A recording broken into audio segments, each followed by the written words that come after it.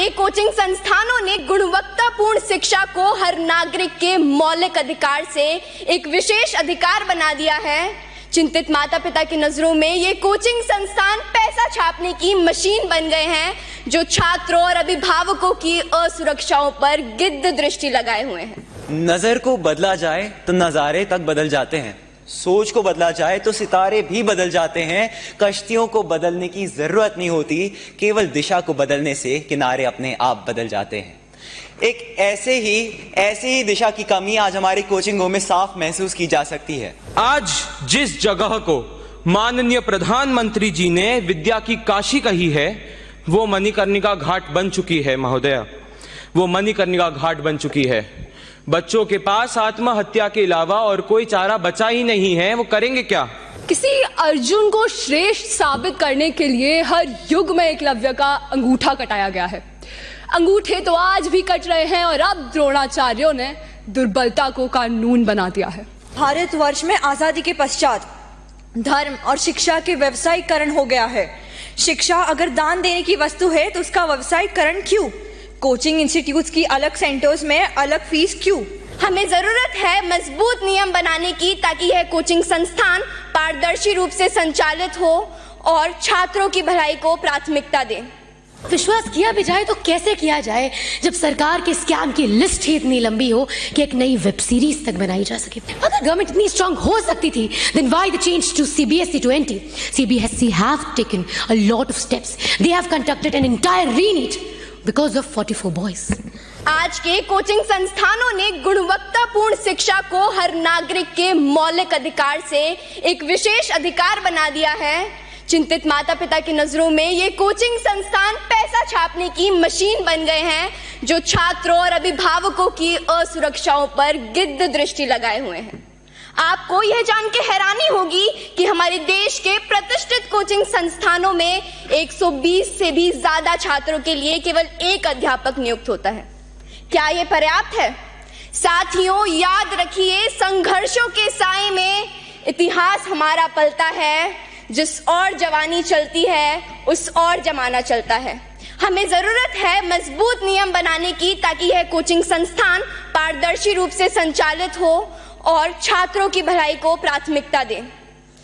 हमें खुद से पूछना चाहिए कि क्या हम ऐसी शिक्षा प्रणाली को कायम रखेंगे जो गुलामी के कालखंड में साजिशन रची गई थी, या फिर हम एक नए रास्ते पर चलेंगे जो विचारों की विविधता का जश्न मनाता हो, हर व्यक्ति को स्वतंत्र रूप से सशक्त बनाता हो। अंत में मैं बस यही कहना चाहूंगी कि वसुधा का नेता कौन हुआ, भूखंड विजेता कौन हुआ, अतुलित यशक्रेता कौन हुआ, नवधर्म प्रणेता कौन हुआ, जिसने न कभी आराम किया, विघ्नों में रहकर काम किया, विघ्नों में रहकर काम किया। जय हिंद, जय भारत और धन्यवाद। भूमिका Saini, honourable leader of opposition. Thank you, Chair, for the Thank you, Chair, for the recognition. Before anything else, I would like to start with a quote that says, "The erosion of trust of people in the government is the main reason as a threat to our democracy." कहने का अर्थात ये है कि ये विश्वास ही है लोगों का सरकार में, जो सूत्रधार है किसी भी लोकतंत्र को महान बनाने का। पर अब विश्वास किया भी जाए तो कैसे किया जाए जब सरकार के स्कैम की लिस्ट ही इतनी लंबी हो कि एक नई वेब सीरीज तक बनाई जा सके। बीच एनटी स्कैम, बीच जेई के पेपर बिकना, या फिर यूपीएससी के आला अफसरों का पकड़ा जाना। और हमारी माननीय सरकार तो ऐसी है, they pretend that they are working on it, but the fact we all know कि हो तो कुछ नहीं रहा। And they talk about transparency, unbiasedism. What an hypocrites they are. इतना ऐसा कितनी बार हुआ है जब बच्चों ने किसी सर्वे की रिपोर्ट मांगी हो और वो बिल्कुल ट्रांसपेरेंट आई हो, या आपने कल ही वो रिपोर्ट पेश कर दी हो। How many times have it happened? इस बात में कोई दो राय नहीं है कि हमारा लोकतंत्र विश्व का सबसे महान और सबसे बड़ा लोकतंत्र है। We have the largest constitution. Even our legal laws are stronger than USA. But where we lack is the implementation of these laws. And the reason? Corruption, political interest. We never know when this precious circle of studies become the vicious circle of political interest. And here, I would like to urge this entire hall that we don't need government. अरे लोगों का तो विश्वास ही नहीं है। जहाँ विश्वास ना हो वहाँ कोई रेगुलेटरी फ्रेमवर्क कैसे चल सकता है? When people are dying, when the kids are dying, how can you say कि आप कोई regulatory framework देंगे और लोग उसको अंधाधुन विश्वास करेंगे? Never. We need an independent body. It's an era of specialization. People study child psychology, criminology. For that matter, we can have two lawyers who have studied the educational laws very well. And we can have the people like Divyakirti sir, Alakh Pandey sir, who can provide us the regulatory framework, and we can debate that in this parliament. सरकार भी आ गई, लोग भी आ गए, because masses का विश्वास सरकार के साथ तो नहीं है. They trust these people. And we want the trust. We need this independent body. By the way, अगर government इतनी strong हो सकती थी, then why the change to CBSE to NT? CBSE have taken a lot of steps. They have conducted an entire re-NEET because of 44 boys. Now that's what a government should say. And that's what a government should do.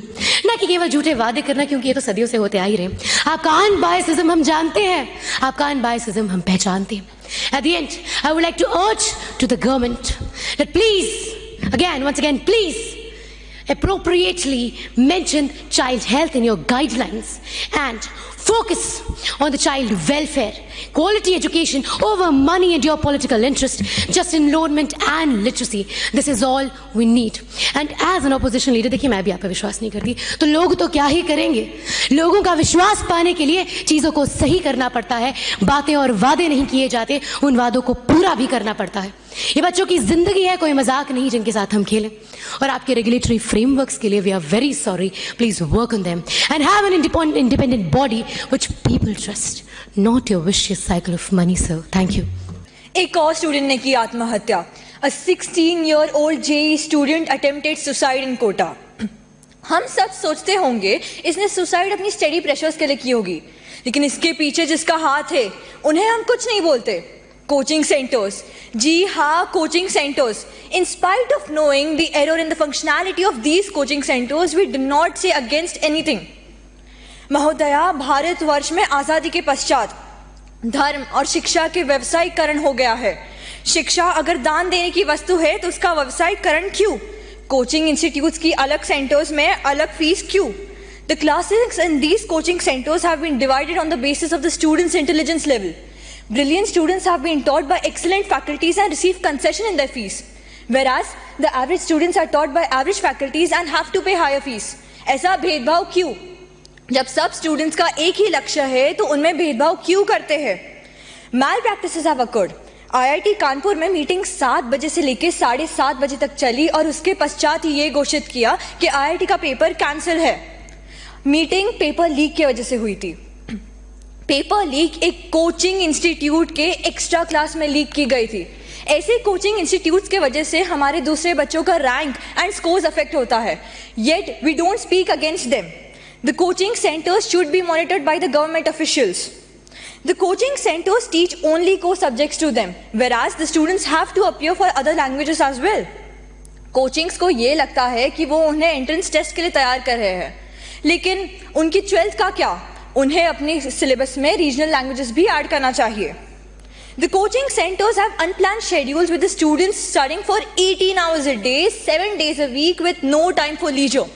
Psychology के हिसाब से a student cannot study for 18 hours a day without going into depression, which can eventually lead him to suicide and feel lonely. Government को coaching centers के लिए एक timetable schedule करना चाहिए. In January this year, the Union Ministry of Education issued strict guidelines that institutions cannot issue misleading government's advertisements about guaranteeing ranks and good marks. फिर भी भारत के हर एक गली में आपको एक ना एक कोचिंग के होर्डिंग्स जरूर दिखेंगे. इनमें कितनी सच्चाई है हमें क्या पता. हम तो वैसे भी अंधे की लाठी नहीं, अंधे खुद बन चुके हैं. जय Hind. Thank you. Honourable member diva Sharma.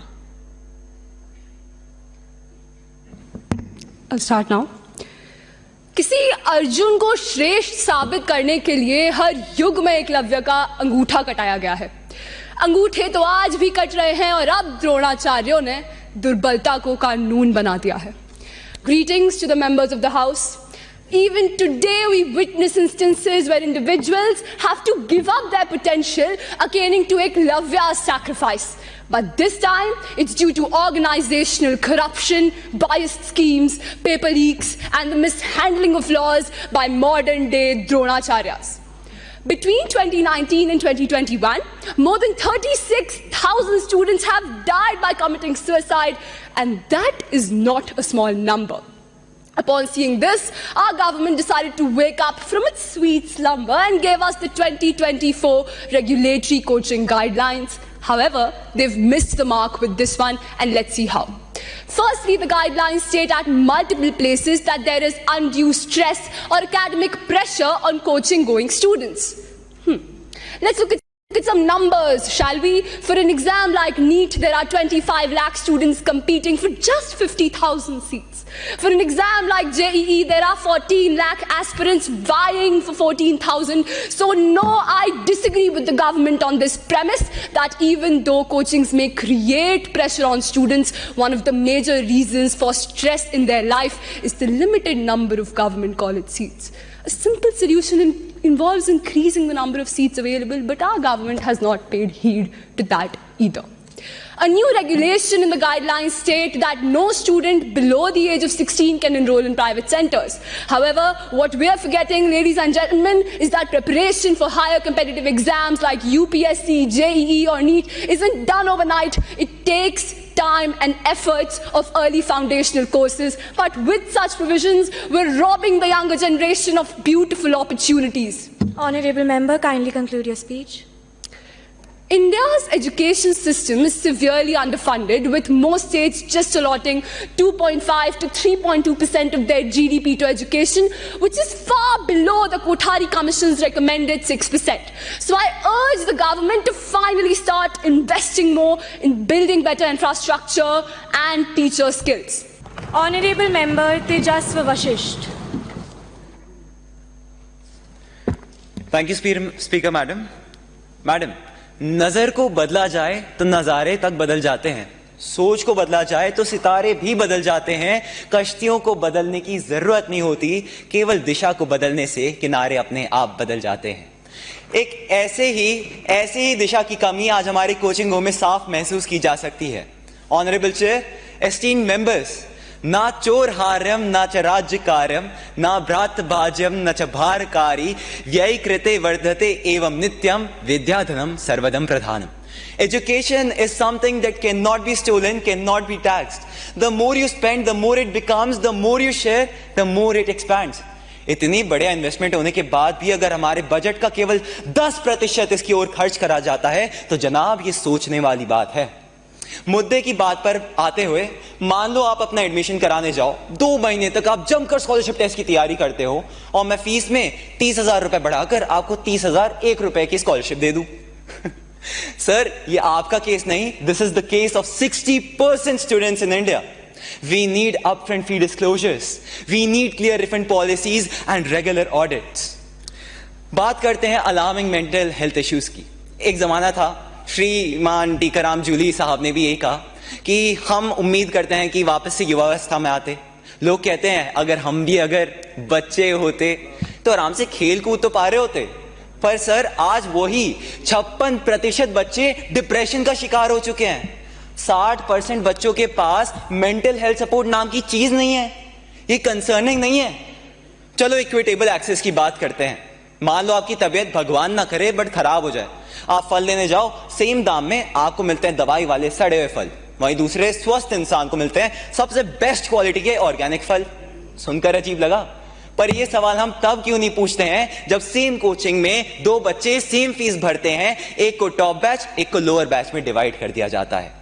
Why is it that when we talk about equitable access to quality coaching, we only talk about fees and scholarships? Isn't this a violation too? Speaker madam ने conclude करने कह दिया है, तो अंत में केवल यही कहना चाहूंगा, कागजी काम काफी नहीं, जमीनी हकीकत पर भी ध्यान दें, विद्यार्थी के विकास और न्याय संघ कोचिंग का अभियान दें और ऐसे 2 बोर्ड कोचिंग सेंटर्स को भी दान दें। धन्यवाद। Honourable member Vihaan Bajaj.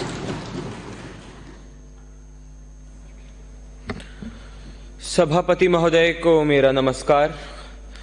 Madam speaker, मैं आपके माध्यम से आपसे और इस सदन में बैठे हर माननीय सांसद से एक सवाल पूछना चाहता हूं। क्या आप में से कोई भी शौनक सेन के अचीवमेंट के बारे में जानते हैं, या Booker's prize winner Geetanjali Shree को, या फिर शायद नीना गुप्ता जी, जिन्होंने रामानुजन मैथ्स अवार्ड जीता, उनको शायद कोई नहीं जानता होगा, और इसमें कुछ गलत भी नहीं है क्योंकि इनके बारे में ना ही कोई टीवी इंटरव्यू ना ही कोई अखबार में एड छपी।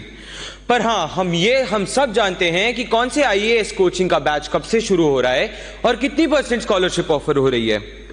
A survey by THK Jain University has stated that 55.3% of all advertisements in newspapers are about coaching institutes. And these advertisements, Madam Speaker, are what poach the Dalits, the EWS, the weaker sections of the society, the lower middle class and the upper middle class into joining these institutes and losing their children.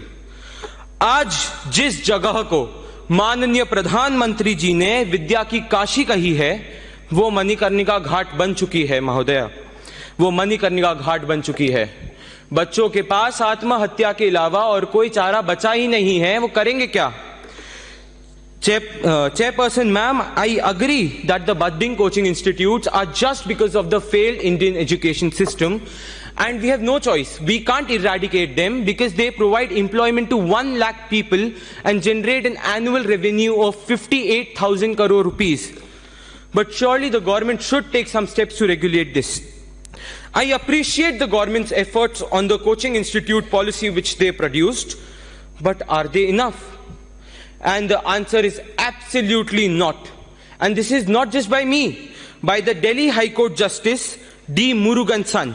He said that, and I quote, ma'am, I quote, "This is for immediate attention for the government to act on by creating a regulatory body with appropriate powers to regulate such coaching institutes, as the current policies are completely insufficient."